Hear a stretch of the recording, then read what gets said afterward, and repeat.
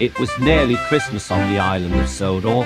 Annie and Clarabel were packed full of people and parcels. Thomas had very hard work pulling them.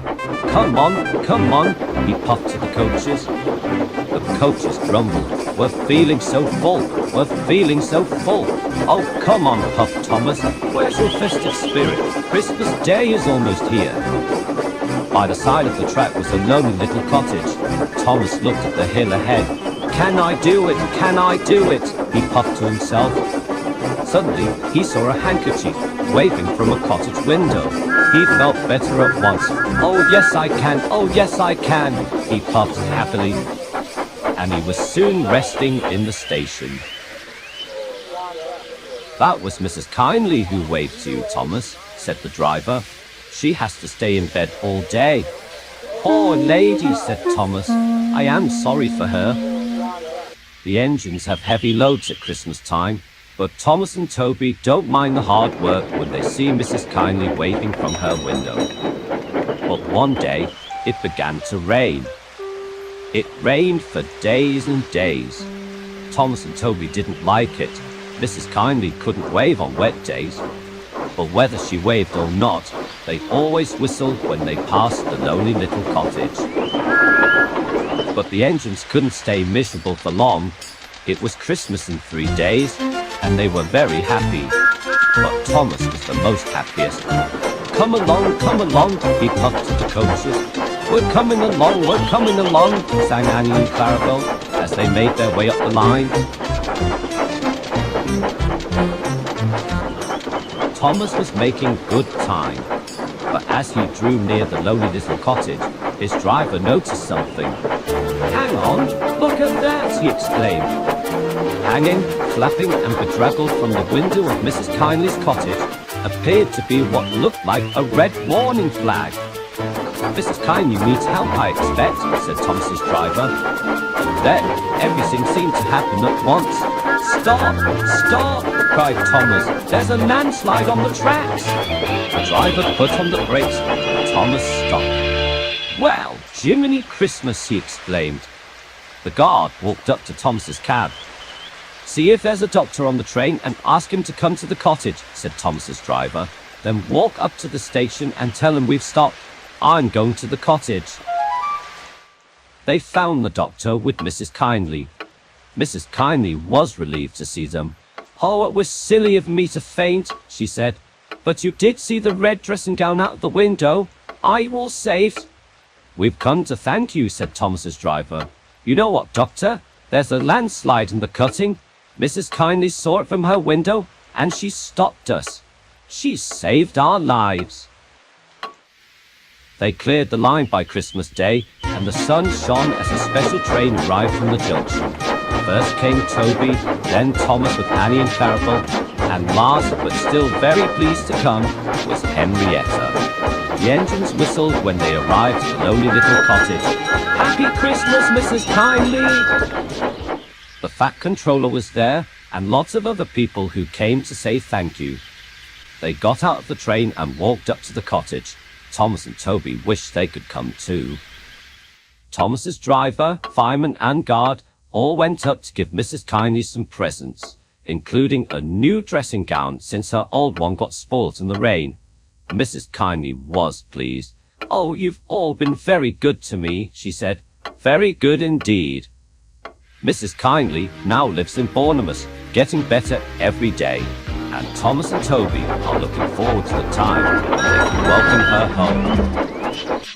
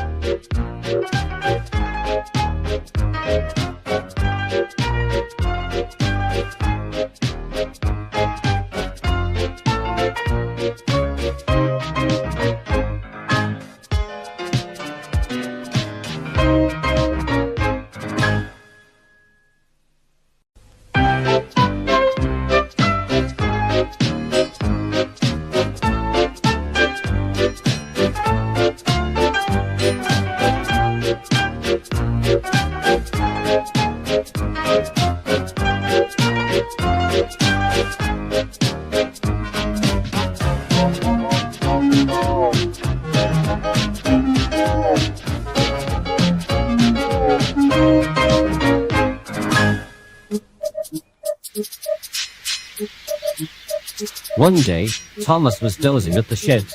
It was early morning, and a fitter was inspecting him before the day's work. He climbed on the tanks and shook his head, then walked away, leaving a sign reading, "Not to be moved." "Come on," said Thomas when his driver and fireman arrived. "We ought to get going. I'm going to be late." It was market day on Thomas's branch line, and he was to take the sheep to the market grounds. "Be patient, Thomas," said his driver. "We can't. There's a sign saying you have to stay here, and we don't know what's wrong." "There's nothing wrong. Someone must have left it there by mistake. I can't wait here all day. I have a train to take," said Thomas.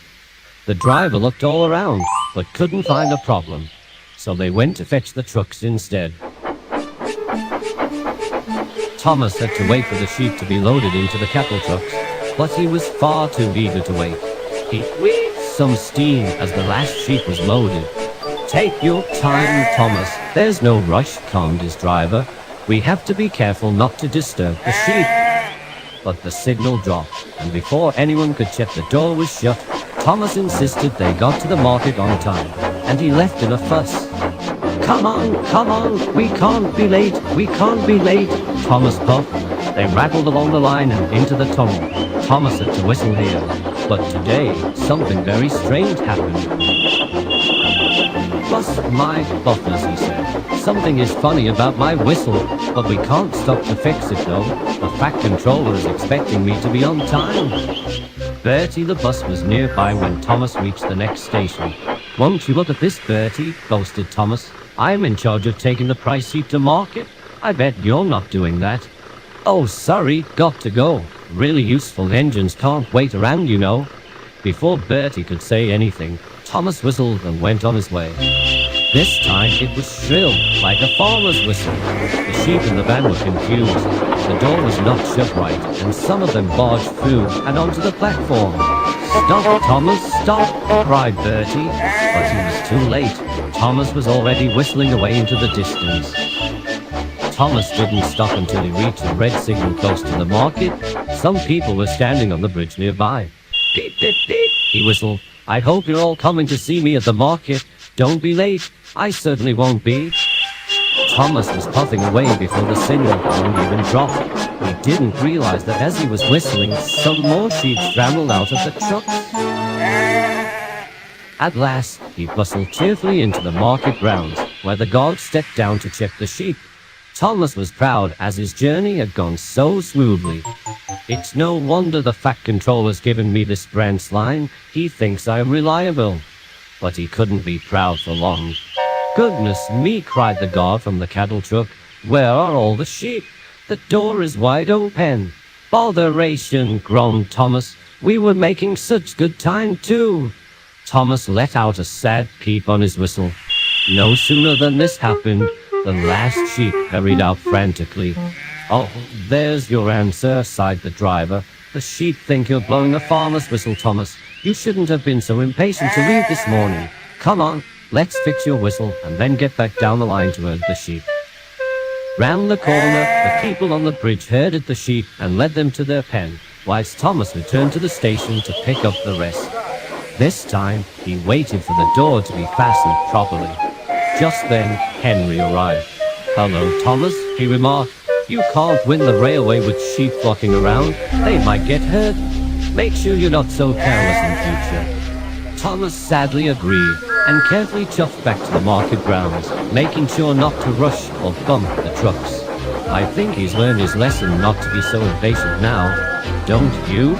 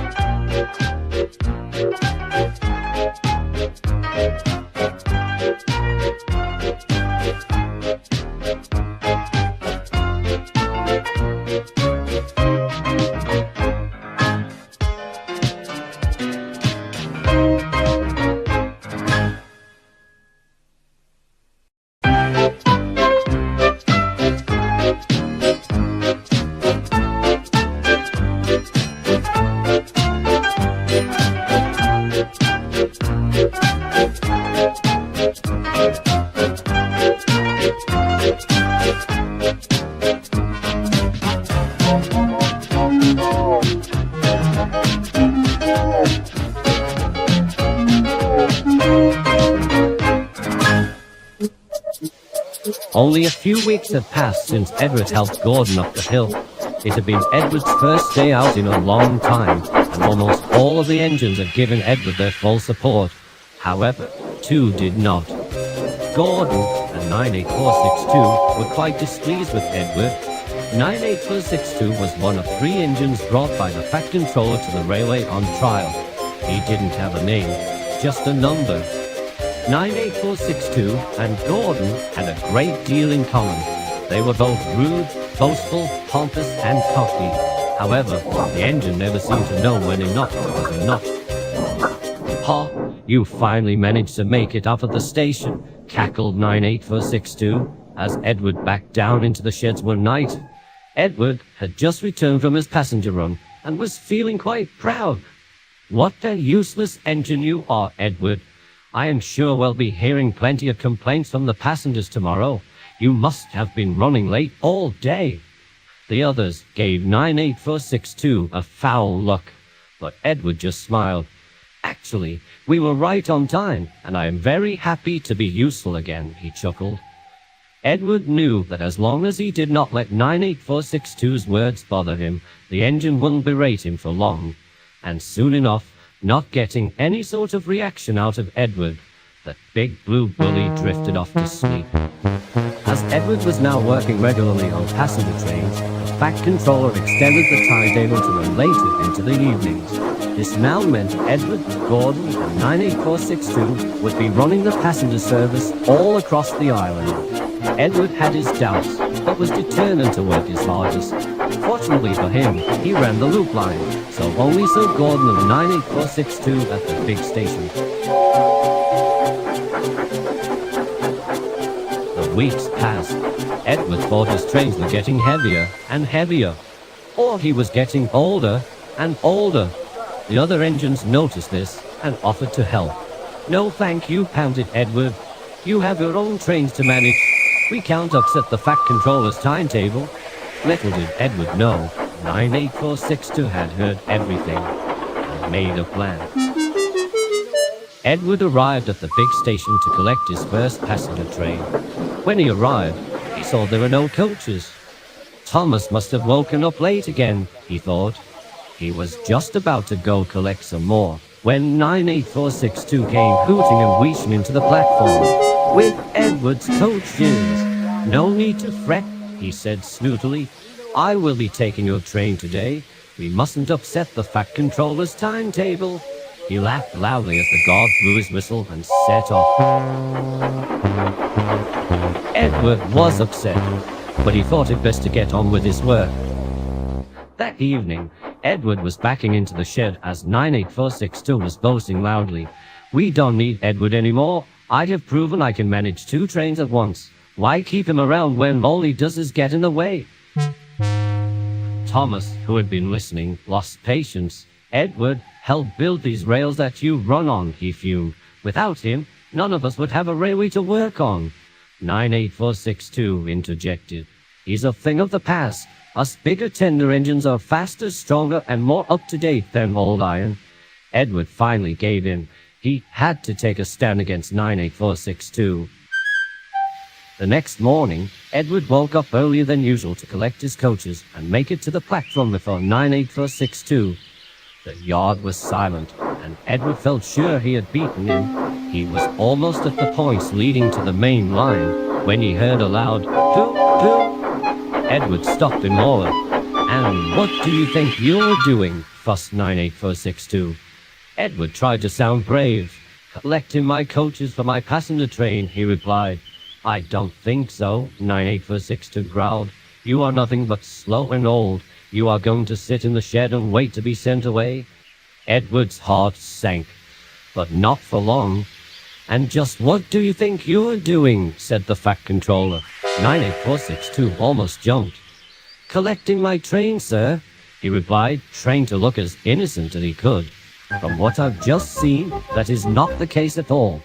I've had passenger complaints saying they were taken to the wrong stations, and engines complaining about their treatment of others," said the Fat Controller.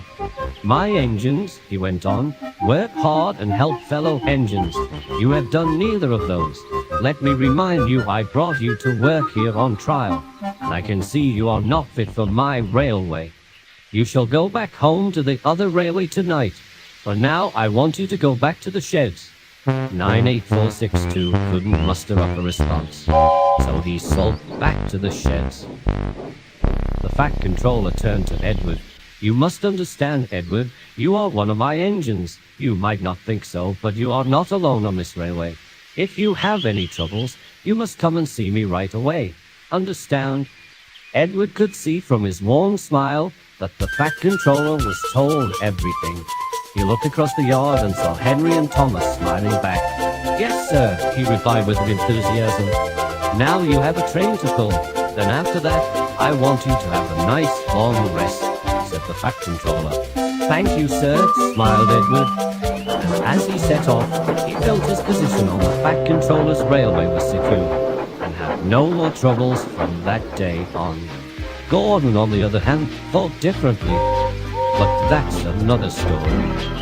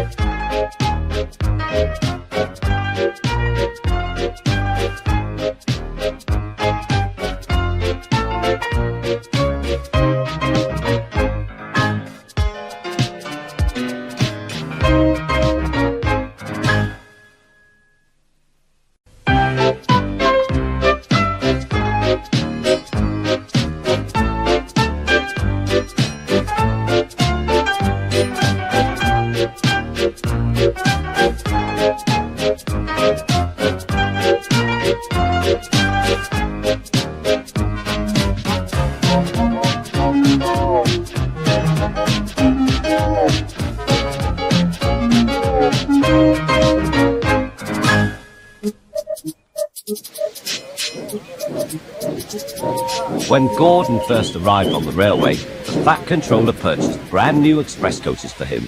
They had sturdy metal bodies, smooth bogies, and separate compartments for the passengers. Gordon was well pleased with his coaches. The old coaches felt left out. Time and wear led the railway inspectors to see them as unworthy of the main line. The coaches were most upset. Cheer up, smiled Edward as he shunted them into the carriage sidings. You'll still be useful on the branch line trains. Branch line trains, they shuddered. How embarrassing. Whilst Henry was shut in the tunnel, Edward took over his local trains. He knew all about being left behind and brought the old coaches out every chance he got. This cheered them up until Gordon voiced his opinions. A pity, he sniffed as Edward shuffled in with the coaches. But that's the price of progress. Why, even you would have been a prime express engine at one point, Edward. I suppose it's only natural that modern engines require modern coaches. Is that so? Smirked Edward. Why, I think you'd look more distinguished pulling these old dears. Oh, no thank you, Gordon harumphed. They'd be open-top carriages before I even reached top speed. Now these are proper coaches, he finished, eyeing the express behind him. Is that what they are? I thought someone had stretched out the goods vans, and you were doing some real work for a change, laughed Thomas, as he shuffled past with some trucks. Edward couldn't help but chuckle, and Gordon fumed out of the station. His mood didn't improve on the main line. They were running well, too well. Settle down, Gordon, scolded the driver. You'll do a number on yourself, make no mistake. Real work, muttered Gordon. I'll show those engines a thing or two about real work. The next morning, Gordon tried to leave the sheds, but he couldn't. What's happened to me? He groaned. The crew inspected him and quickly found the problem. Something's wrong with your tender brake, sighed the fireman. And with how you were going about yesterday, I'm not surprised. And you thought the old coaches were the ones who had fallen apart, laughed Thomas. Edward shot him a look. This is no time for teasing, Thomas. The express must go out on time. Ha! And how? Grunted Gordon. You aren't strong enough to pull those coaches, Edward. Edward glanced at the coaches in the carriage sidings, and then he spotted something else. The passengers were growing impatient. There was no train ready for them, and it would soon be time to leave. The Fat Controller had just stepped out of his office to see what the matter was, when he saw a most peculiar sight. Edward came steaming in with all the old coaches he could find. The passengers were surprised, but were thankful they had a train at all. They hurriedly boarded the coaches, and the Fat Controller smiled. "Well done, Edward. Most resourceful of you. Don't push yourself too hard now." "I may not match Gordon's pace, sir," smiled Edward, "but I'll have a jolly good try." The guard blew his whistle, and Edward started away. Soon he was coasting down the main line, making excellent time. He whooshed through the tunnel, giving Henry quite a surprise. "Go on, Edward, go on," he cheered. Come along, Edward puffed. Gentle and fast, scooted the coaches. They were very pleased with Edward. At the last station, the passengers cheered and thanked Edward. 98462 was most amused, but looked on with admiration. Edward just smiled. He was thankful for a rest and a drink. Edward spoke kindly to the old coaches. "Well, dears, how did you fancy a return to the glory of the express?" "Oh, it was lovely," Edward smiled one. "Although," added another, "perhaps you are right. Some leisurely branch line work sounds most enticing." "Well," Edward laughed, "I'd say it's time for a well-earned rest in the carriage shed. Come along." "That won't be necessary," said a voice. Gordon slunk up alongside. "The Fat Controller has given me temporary reprieve from the rigors of mainline work to rest my wheels," he stated grandly. "I shall escort these fine coaches to the shed." "That's not what he said," smirked Thomas. "He said you were to shunt in the yard until you learn not to be so big in the smoke box." "Take us away then, double quick, chop chop," ordered the old coaches. Edward and Thomas laughed. Gordon went red in the face and shuffled silently away.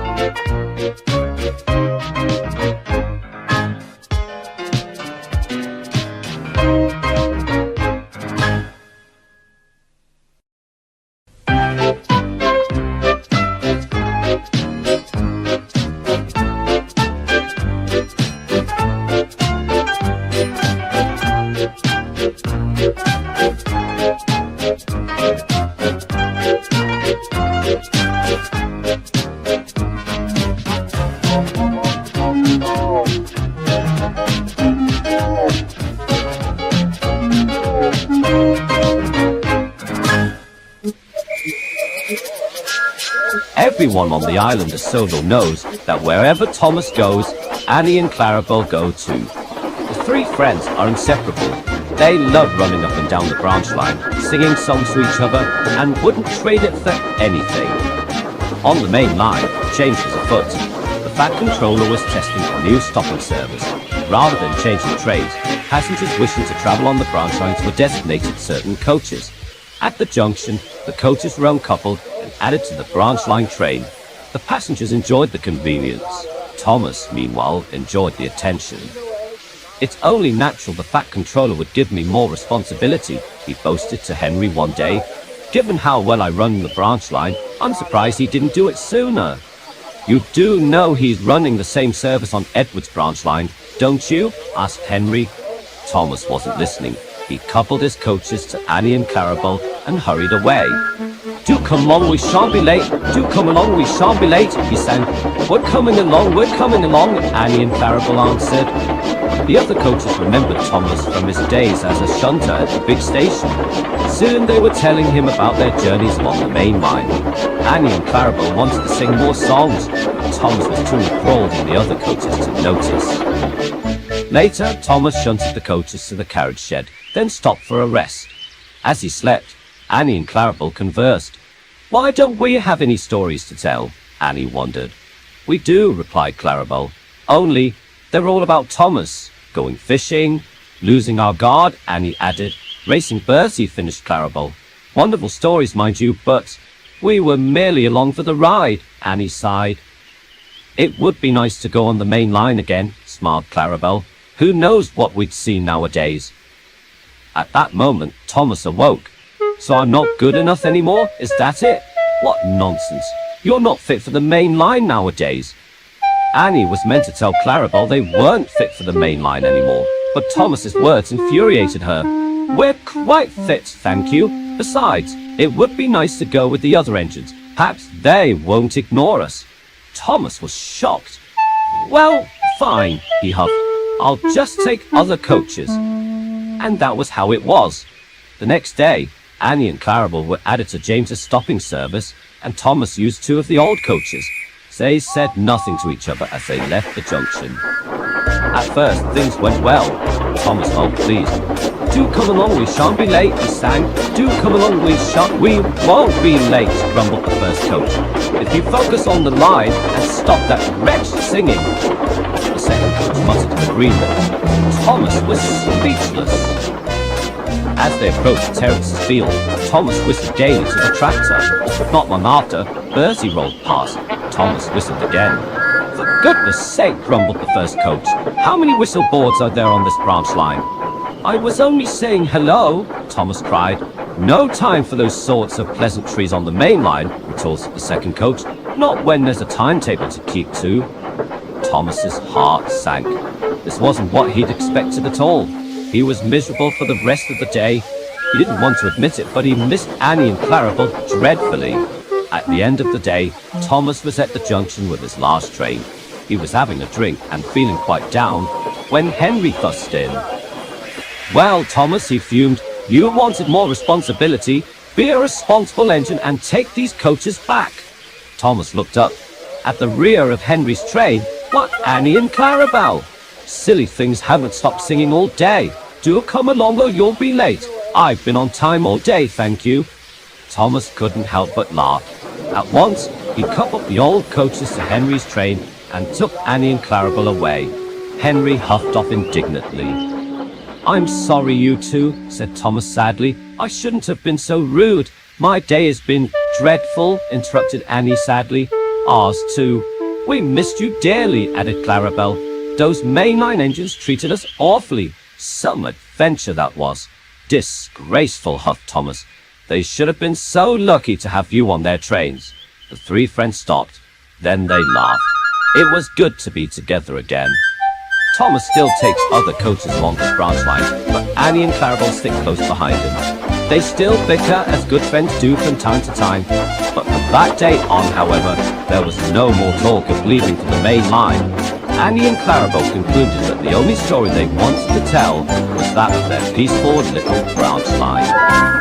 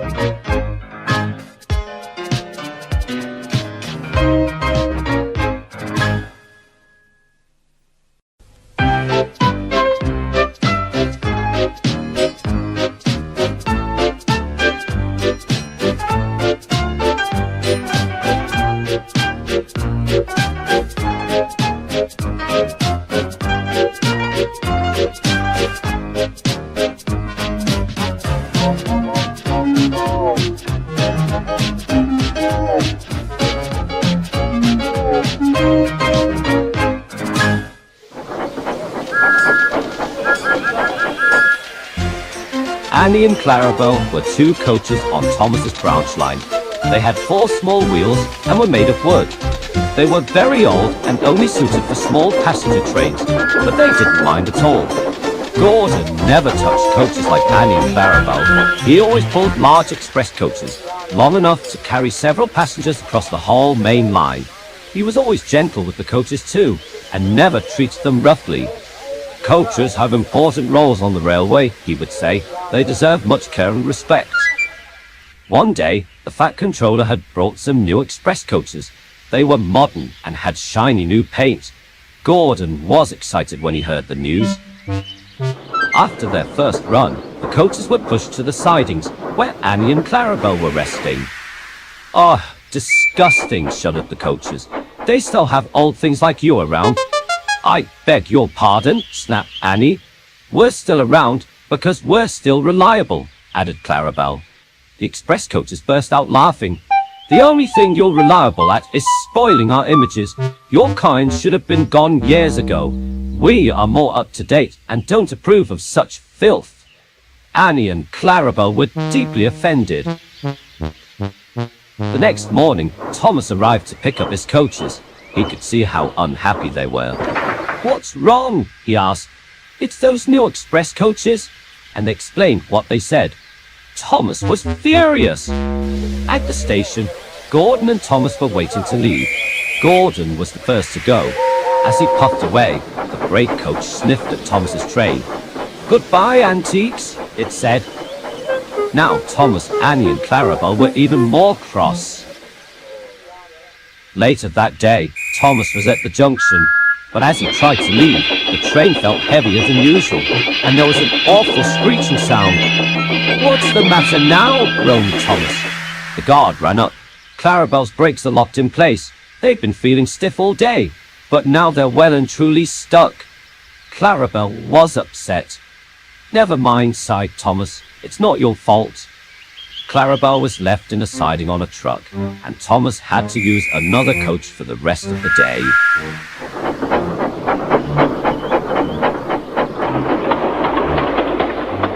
That evening, Thomas pushed Annie and Clarabel into the sidings. Gordon and the express coaches were also there. "Goodness, what happened to you?" asked Gordon. Clarabel explained. The express coaches smirked at her and Annie. "Just pathetic," they said. "Maybe our controller will finally see sense and send you to the scrapyard."